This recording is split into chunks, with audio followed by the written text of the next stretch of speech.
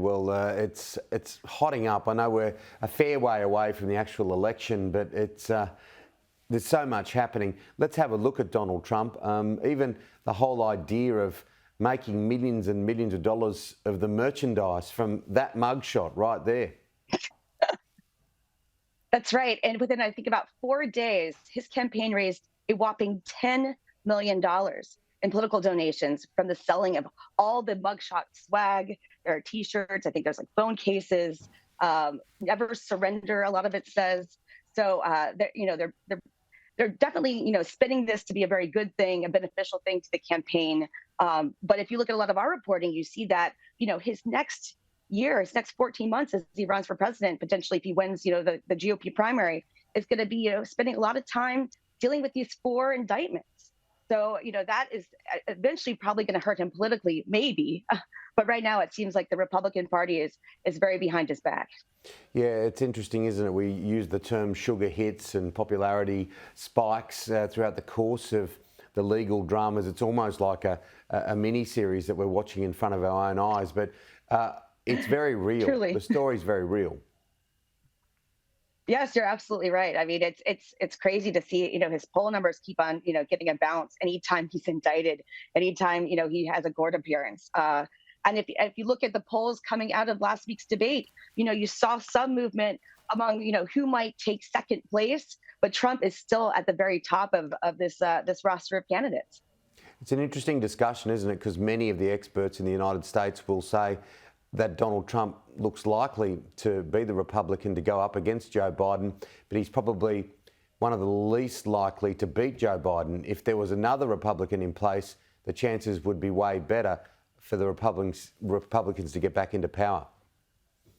Yeah, that's absolutely true. I mean, when you look at the numbers with, Ron DeSantis and Nikki Haley, in the general election, they tend to pull a lot stronger because, Trump already lost to Biden once. And you have to wonder, does he, somehow expand his base in a general election? Does he bring on independents? Does he bring back, some suburban women? And I don't see that answer being yes. I think it would be very hard for him to potentially beat Biden. That being said, if you look at, Vivek Ramaswamy, if you look at DeSantis, they're able to potentially, at least pull over those independents, those suburban women we often talk about in American politics that could potentially, shift it over and have a Republican win the White House again. You mentioned Vivek Ramaswamy there. He's having problems with the singer Eminem. Tell me more. What's going on there? Yes, this was a Daily Mail exclusive. So Vivek Ramaswamy actually is a longtime fan of the rapper Eminem. He actually used to, pretend to be a rapper whenever he was a college student, and he went by the rapper named Devek, and he would do libertarian raps. But he also just really loved Eminem. And so at the Iowa State Fair last month, trying to get the attention of a sort of a breakfast audience, he started rapping to Eminem. Now, I think it was about 11 days later, the record industry contact messaged Vivek's campaign and basically said, "I'm sorry, but Marshall Mathers, the rapper, he no longer wants you to perform his music, and so the license has been pulled." That's one. That could be one of the subplots of the larger Netflix series. That one, that's quite good. And then you got a soundtrack behind it. But let's have a look at what's happening in Georgia, because during the week, Donald Trump, we worked out he's not going to face court, will not be in the court itself.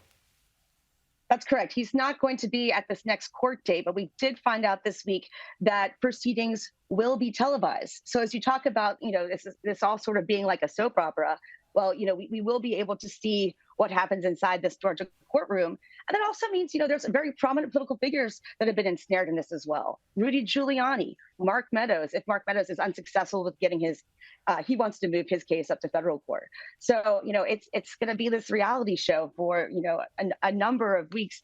And it will be around the Republican primary time. So that's another sort of layer of complication. Yeah, absolutely. Well, finally, Joe Biden, he's come back. He looks nice and relaxed. Obviously, people bring up his age often, but apart from that, he just seems to be just tripping along. Yeah, so he even had a gaffe today. And he spoke for, I think, a matter of maybe 13 minutes.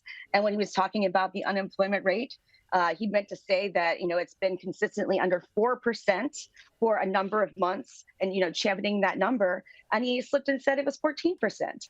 And so again, that will create these questions about his capacity to be not only president now at age 80, but going on into the future, into a second term for another 4 years. And you see a lot of presidential candidates on the right.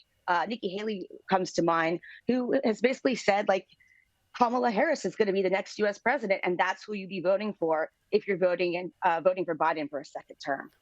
Lastly, I know that was going to be my final question, but just layering that question, because you're based in Washington and politics is your game. What I hear a lot of for those that are around Joe Biden is that when it comes to group discussions like smaller negotiation, that is when he's at his peak. In front of microphones, in front of people, has never been a strong point for him. That is absolutely true. I've heard that as well. And I think that you have to think about the fact that he had a childhood stutter that he recovered from. And you can tell when he's tired, it comes back a bit. And so, yes, indeed, like, I do think those sort of behind closed door discussions are where he's really with it. I've heard a number of sources say that since he, became president. And I guess the problem with that is that it doesn't help him politically for, his sort of best work to be behind closed doors. Yeah, absolutely. It's all about the bright lights sometimes, isn't it, Nikki? It's great to have you on the show. Indeed. Love to get you on again soon. Thank you so much. Have a great weekend.